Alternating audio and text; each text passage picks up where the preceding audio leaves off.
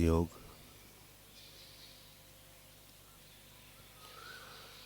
जो आत्मज्ञान का मार्ग दिखाते हैं वे पृथ्वी पर के सच्चे देव हैं। गुरु के सिवा यह मार्ग कौन दिखा सकता है। गुरु प्रभु प्राप्ति का मार्ग दिखाते हैं और शिष्य को सदा के लिए सुखी करते हैं। जो पूर्णता का मार्ग दिखाते हैं वे गुरु हैं।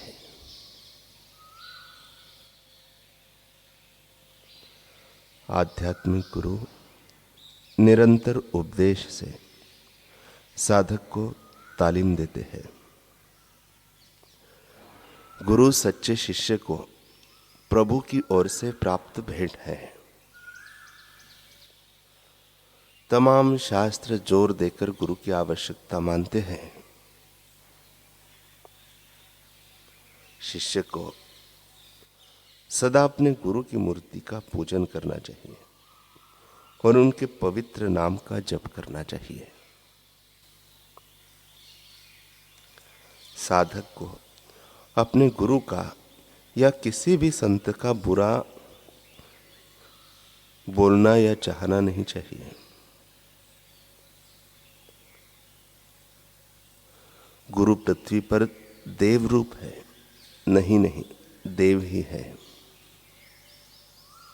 गुरु को शिष्य की सेवा या सहाय की आवश्यकता नहीं है, किंतु सेवा के द्वारा विकास करने के लिए वे शिष्य को एक मौका देते हैं।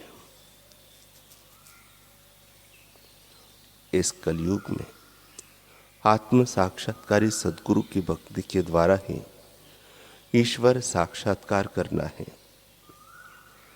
सत्य स्वरूप ईश्वर का साक्षात्कार किए हुए गुरु कलयुग में सचमुच तारणहार है। इस संसार में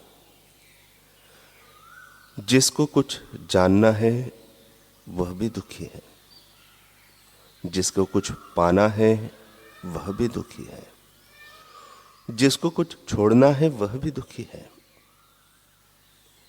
कुछ पाना है और वह दूर है तो वहां जाना पड़ता है अथवा उसे बुलाना पड़ता है। कुछ छोड़ना है तब भी प्रयत्न करना पड़ता है और जानने के लिए भी प्रयत्न करना पड़ता है। लेकिन अपने आप को पहचानना है तो न पकड़ना है, न छोड़ना है, न दूर जाना है। केवल अपने आप को खोजने का ज्ञान सुनना है और समझना है। जो अपना आपा है उसको पाना क्या और अपने आप को छोड़ना क्या। अपने आप से दूरी भी क्या। इतना आसान है परम तत्व परमात्मा का ज्ञान, लेकिन उसके लिए आवश्यक है तीव्र जिज्ञासा, अंतःकरण की शुद्धि, शिष्य का समर्पण और गुरु का सामर्थ्य। ये चीजें होती है तब काम बनता है। गुरु समर्थ हो और शिष्य की श्रद्धा हो। शिष्य समर्थ कैसे? शिष्य का सामर्थ्य है कि वह छल कपट बेईमानी छोड़ने में समर्थ हो, अपनी मनमानी छोड़ने में समर्थ हो।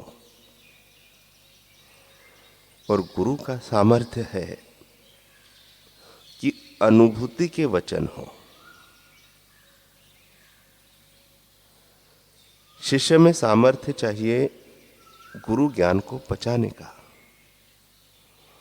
और गुरु में सामर्थ्य चाहिए शिष्य को देने का। शिष्य में सामर्थ्य चाहिए कि मनमुक्ता छोड़ दे।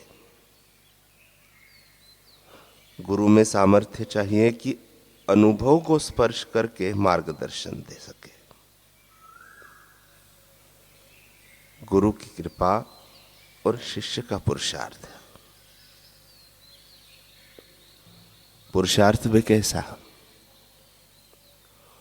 ईश्वर प्राप्ति के लिए पुरुषार्थ,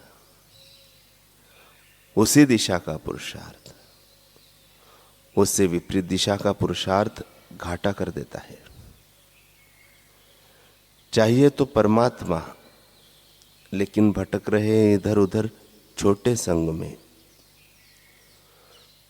वशिष्ठ जी महाराज कहते हैं कि अंधेरी गुफा में अजगर होना अच्छा है, पत्थर के भीतर कीट होना अच्छा है, तथा मरुस्थल में पंगु मृग होना अच्छा है, परंतु अज्ञानी यानी परमात्म ज्ञान से विमुख लोगों का साथ अच्छा नहीं। अतः संग ऊंचा हो, जिससे जिज्ञासा उभरे, जिज्ञासा बढ़े। 3 प्रकार के लोग होते हैं। तालाब में पत्थर जैसे। जब तक पत्थर तालाब में पड़ा रहता है तब तक वह भीगा रहता है। बाहर निकालो तो कुछ ही देर में सूख जाता है।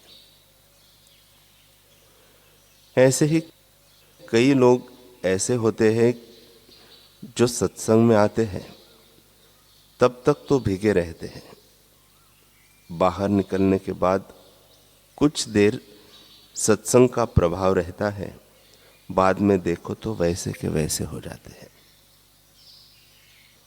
दूसरे प्रकार के लोग होते हैं कपड़े जैसे। कपड़े को सरोवर में डाला, भीगा, ठंडा भी हुआ, बाहर निकाला तो पत्थर जितना जल्दी सूखता है उतना जल्दी कपड़ा नहीं सूखता, समय पाकर सूखता है। ऐसे ही कुछ होते हैं जो सत्संग और गहराई तक उतरते हैं, गुरु के लोक मांगल्य के कार्यों में भी लग जाते हैं, लेकिन उसमें भी जब तक मनमुक्ता का अंश रहता है तब तक सत्संग ज्ञान का पूरा लाभ नहीं ले पाते। तीसरे होते हैं शक्कर के ढेले की तरह। सरोवर में डालो तो घुल मिल जाते हैं, उनका अपना अस्तित्व ही नहीं रहता, वे स्वयं सरोवर हो जाते हैं। ऐसा शिष्य तो लाखों करोड़ों में कोई विरला होता है।